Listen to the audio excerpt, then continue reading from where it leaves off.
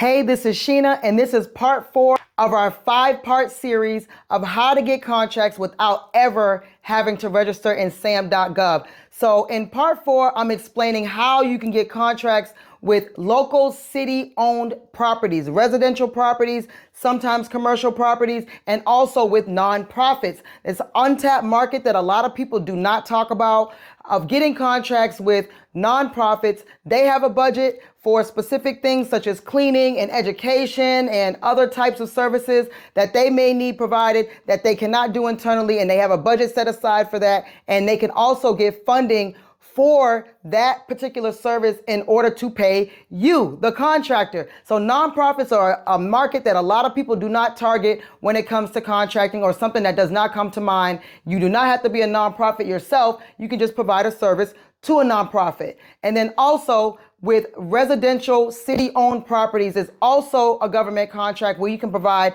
cleaning, you can provide staffing, you can provide other types of services for city-owned properties that are not typically related to the services that are provided to large state buildings where people work, because usually at the residential level, there's a lot of different rules that are required when it comes to what the city is allowed to pay for. So you as a contractor, do your due diligence to find out if there is an agency on the nonprofit side or a state or city or county that has properties that are under them, under a city-owned property, a state-owned property, or a county-owned property that you can provide services for.